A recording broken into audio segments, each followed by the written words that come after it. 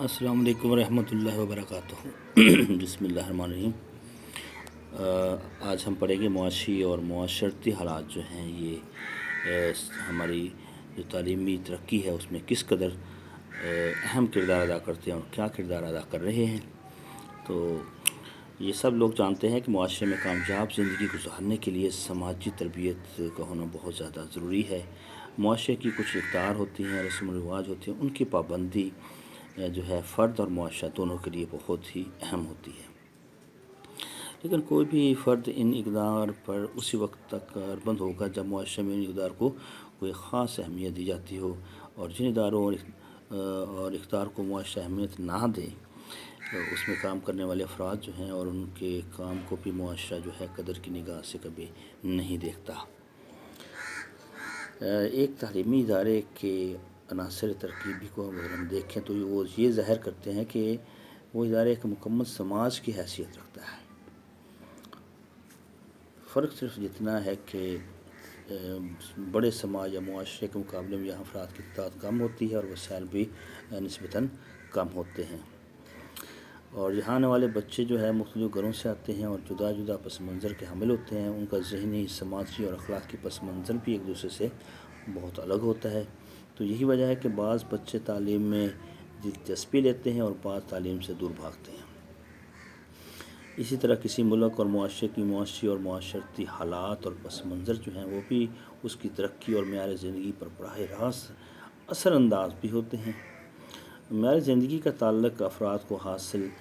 صرف مادی اشیاء، آسائشوں اور سہولتوں سے نہیں ہوتا، بلکہ معاشرے میں موجود سماجی ماحول اور ذہنی کیفیت سے بھی اس کا تعلق ہوتا ہے،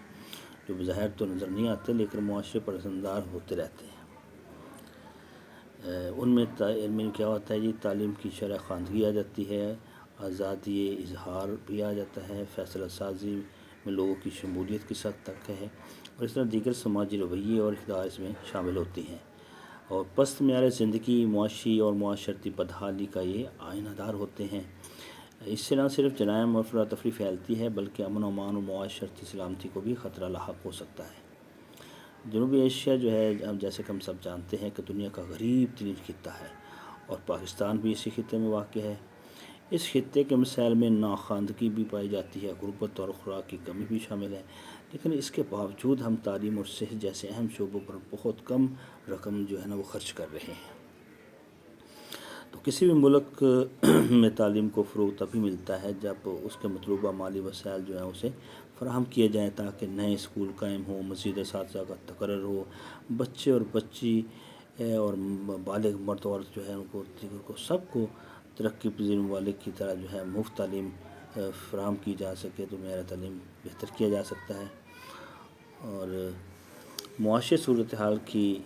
ایک بین الاقوامی تعریف کے مطابق $1 فی کس روزانہ کمانے والا جو شخص ہے نہ صرف غریب ہے بلکہ مفلس کہلاتا ہے، اور خطے غربت سے بھی اس کی زندگی جو ہے وہ نیچے وہ سمجھے گزار رہا ہے۔ آج اگر ہم دیکھیں تو چین، جاپان وغیرہ، کوریا، ملیشیا، سنگاپور اور تھائی لینڈ جیسے ملک جو ہیں ان میں لوگوں کی فی کس آمدنی جو ہے آج سے 30 سال پہلے پاکستان کی فی کس آمدنی کے برابر تھی، لیکن آج یہ شرح پاکستان کی نسبت جو ہے ان میں 27 گنا زیادہ ہو چکی ہے، اور معیار زندگی بھی ان کا دگنا اچھا ہو گیا ہے، جبکہ انسانی ترقی کے لحاظ سے پاکستان جو ہے دنیا کے 175 ممالک میں سے 138 نمبر پر ہے، جو کہ بہت ہی افسوسناک بات ہے۔ پاکستان میں ایسے افراد کی کل تعداد جو ہے ملک کی آبادی کا 35% حصے کے قریب ہے، جو خطے غربت سے نیچے زندگی گزار رہے ہیں۔ تو معاشرتی اعتبار سے پاکستان جو ہے پھر طبقاتی نظام کا بھی شکار ہے۔ ایک طبقہ ایسے لوگوں کا بھی ہے جو غریب یا بے حد غریب ہیں، جبکہ 1951 میں ملک میں ناخواندہ افراد کی تعداد جو تھی 2 کروڑ کے لگ بھگ تھی،